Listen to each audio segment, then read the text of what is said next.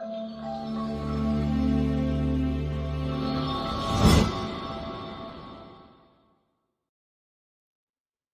friends, welcome to the episode 3 of season 1 of Medicine Daily Dose. In this episode, we will discuss about the latest treatment guideline of COVID-19 and some important drugs. So let's start. So starting with the treatment guideline, this is the latest guideline by Ministry of Health and Family Welfare, which was released on 22nd of April 2021, and it is developed by AIIMS and ICMR. So first of all, the patient is tried into mild, moderate and severe disease. Mild disease is characterized by upper respiratory tract symptoms which can be associated with fever but without any shortness of breath or hypoxia. Now the moderate disease is characterized by any one of the following. Either the respiratory rate is more than equal to 24 per minute and the patient is breathless, or the SpO2 is between 90% to 93% on the room air.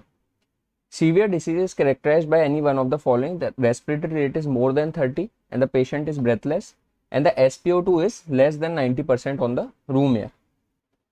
Now let's discuss one by one the treatment strategy for each category.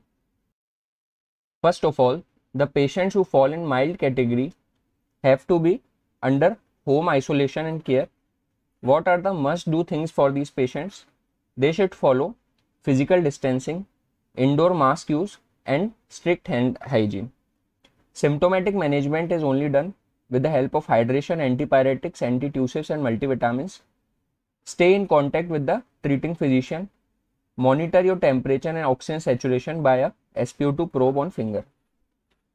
We have to seek immediate medical attention if the patient start developing difficulty in breathing, high grade fever and severe cough, particularly if it is lasting for more than 5 days, and these criteria should have a low threshold if the patient is any of the high risk features.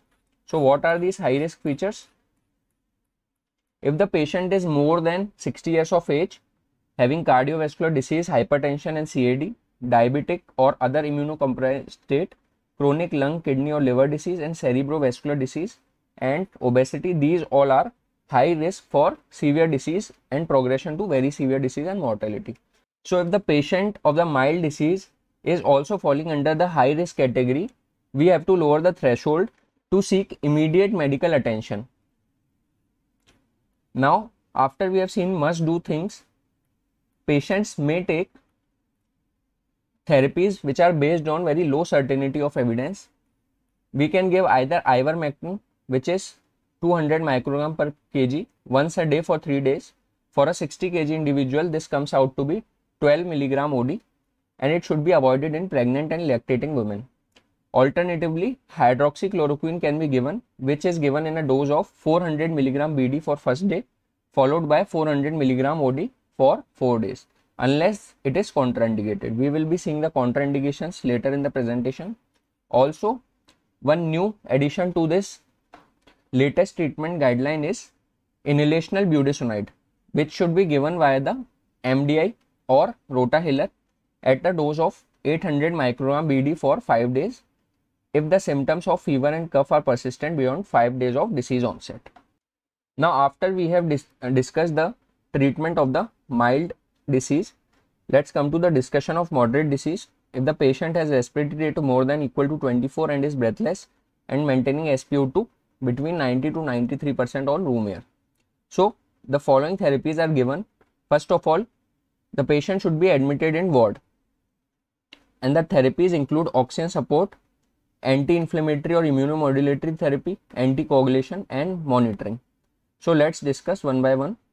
First of all, the oxygen support can be given by either nasal prongs or face mask, but the preferred device for oxygenation are NRBM masks. These are non-rebreathing face masks. The target SpO2 which has to be maintained is 92 to 96% in COPD. Then the target SpO2 is 88 to 92%. We have to not achieve 100% SpO2 in any patient. Awake proning is very important and it should be encouraged in all patients who are requiring supplemental oxygen therapy, as this increases alveoli recruitment and better oxygenation of the body. The position should change every 2 hours. Anti-inflammatory therapy in the form of steroid should be given. We can give either methylprednisolone or dexamethasone. The dose of methylpred is 0.5 to 1 milligram per kg, and the whole of the dose should be divided equally in 2 divided doses. Equivalent dose of dexamethasone can be given, and the steroid is usually given for 5 to 10 days. Patients may be initiated or switched to oral route if these are stable and are in improving trend. Anticoagulation is given in OD dose in the moderate illness. We can either give unfractionated heparin or low molecular weight heparin. The dose of low molecular weight heparin is 0.5 milligram per kg per day subcutaneously in moderate cases. But we should note that there should be no contraindication or high risk of bleeding in these patients. For monitoring, by clinical monitoring, the work of breathing, hemodynamic instability and change in oxygen requirement should be monitored. Serial chest X-ray are very important. HRCT chest should only be done only if there is worsening of the illness. Lab monitoring in the form of CRP and D dimers. CRP and D dimers. Earlier there was ferritin, but now it is removed from the guideline. CRP and D dimer should be done every 2 to 3 days. CBC, LFT, RFT to be done every 1 to 2 days. And IL-6 level to be done if the patient is in deteriorating stage and it is subject to availability. If the facility is available, we can go for IL-6. Now coming on to the discussion of severe disease. If the patient is having respiratory rate more than 30 and is breathless and SpO2 less than 90% on room air, we have to admit directly the patient to ICU. For respiratory support, we will directly consider the use of non-invasive ventilation in the form of BiPAP in the patients who have increasing oxygen requirement and the work of breathing is low. We can also use high flow nasal cannula in patients with increasing oxygen requirement. Intubation should be prioritized in patients with high work of breathing and if the NIV is not tolerated. Many patients are there who cannot tolerate high flow nasal cannula as well as BiPAP. So for these patients, intubation is very important step. The use of conventional ARDS net protocol for ventilatory management should be followed. Again, the anti-inflammatory therapy in the form of steroids, but the dose will be double. For methylprednisolone, the dose will be 1 to 2 milligram per kg IV in 2 divided doses. In moderate, it was 0.5 to 1 milligram per kg. A equivalent dose of dexamethasone can be given and the duration is similar, that is 5 to 10 days. Anticoagulation dose is also double in this case as compared to moderate. In this, the 0.5 milligram per kg of enoxaparin is given BD, subcutaneously BD. In moderate, it was given in the same dose in the OD dose. And there should be again no contraindication or high risk of bleeding. Supportive measures to maintain euvolemia. If sepsis and septic shock present, manage as per the protocol and local antibiogram. Serial chest X-ray should be done. HRCT again to be done only if there is worsening of symptoms and the increasing oxygen demand. Lab monitoring, CRP and D dimer should be done every 1 to 2 days. CBC, LFT, RFT daily and IL-6 to be done if the patient is in deteriorating state. In both moderate and severe disease, after the patient is in clinical improvement, we have to discharge as per the revised discharge criteria, which will be seeing later in this presentation. Now friends, one important part about this new guideline change is that remdesivir has been removed from the moderate and severe category. Earlier it was present as an antiviral drug to be given in moderate as well as severe category. Now remdesivir, tocilizumab, convalescent are all the off-label use, are only recommended for off-label use. That is, these can be used but are not indicated in the protocol. So for EUA, that is emergency use authorization, and off-label use based on limited available evidence and only in specific circumstances, we can use remdesivir, tocilizumab and convalescent plasma. So Remdesivir may be considered only in patients who have moderate to severe disease who are requiring supplemental oxygen.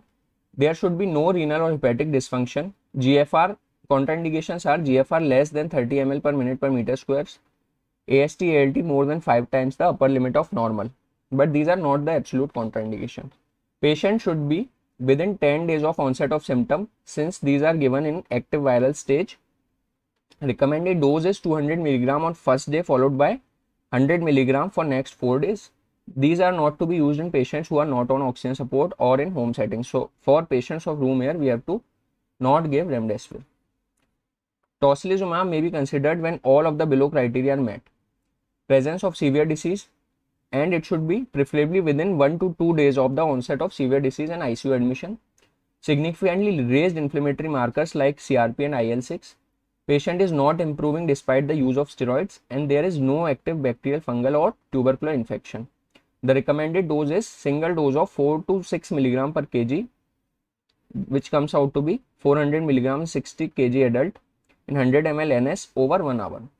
Convalescent plasma may be considered only when following criteria are met. When there is early moderate disease, the stage of the disease is very important to give antivirals, which are convalescent plasma and remdesivir.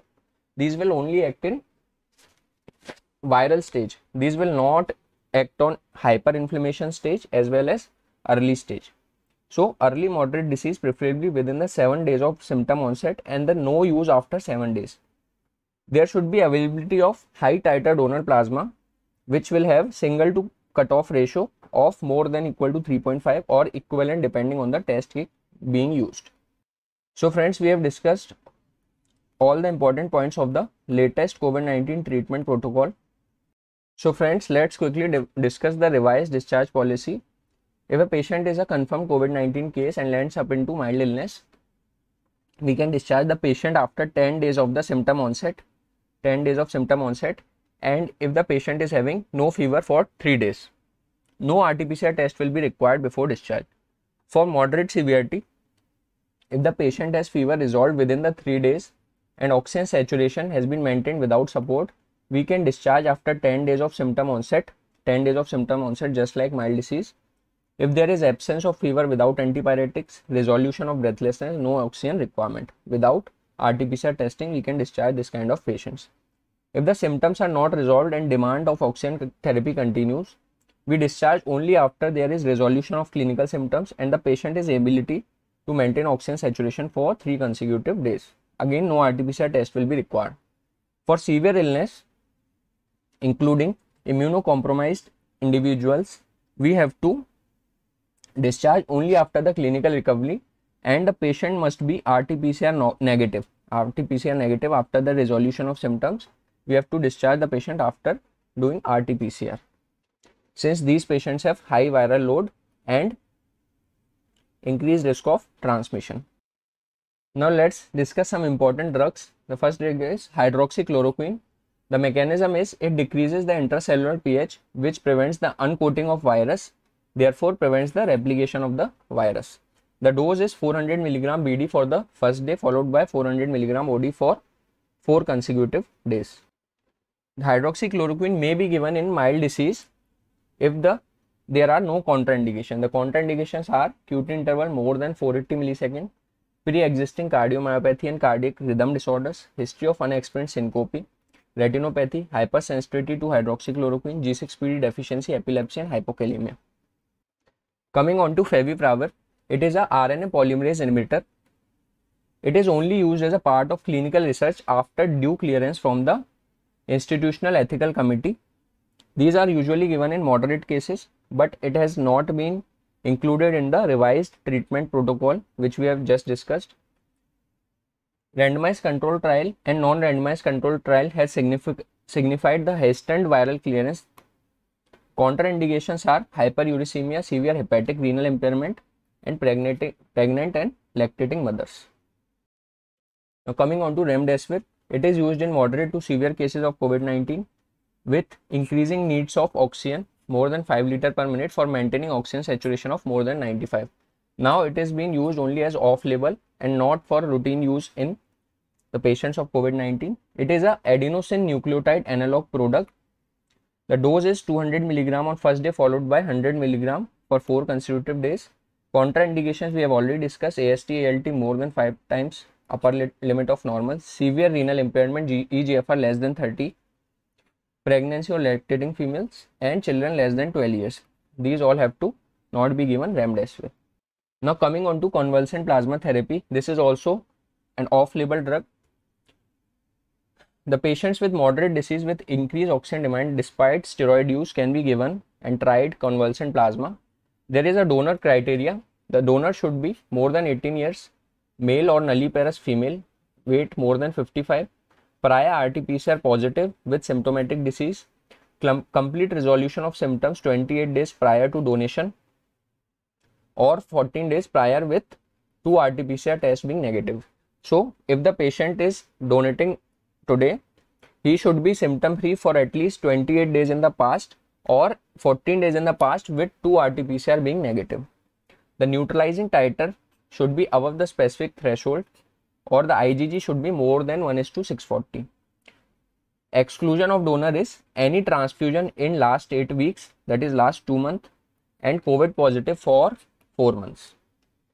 When we consider the recipient criteria, the patient who is receiving the plasma should be RT-PCR positive, age should be more than 18, PF ratio should be 200 to 300, respiratory rate should be more than 24 with SpO2 less than 93% on room air.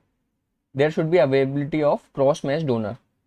It is not given in pregnant, breastfeeding, hypersensitivity to blood products, patients of recipient of pooled Ig in last 30 days, IgA deficiency or immunoglobulin allergy.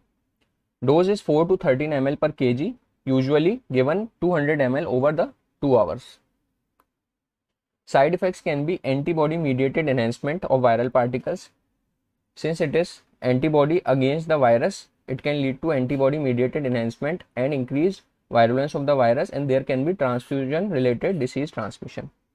Now coming on to tocilizumab, it is also used as off-label in severe disease.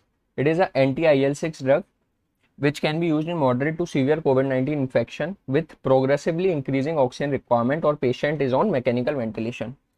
Patients are not improving despite the use of steroids. This should be a criteria only after which tocilizumab should be considered. Serum procalcitonin is a very important marker and it should be actively monitored, and the value more than 2 nanogram per ml is a contraindication.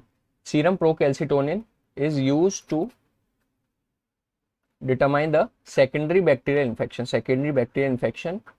Since tocilizumab is an anti-IL-6, it is strictly contraindicated and in any superimposed infection, and serum procalcitonin is used to monitor this.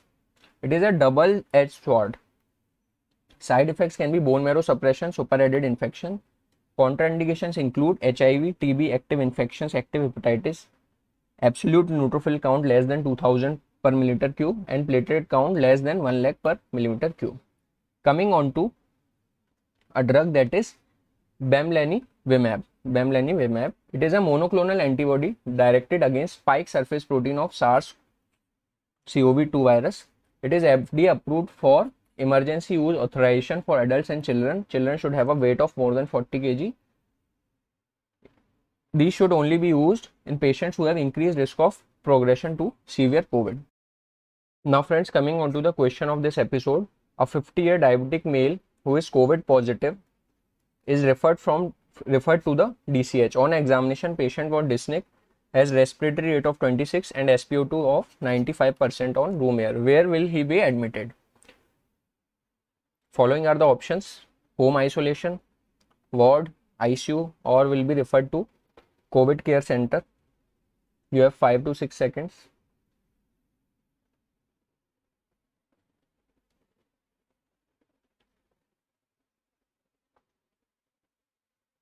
Thank you so much.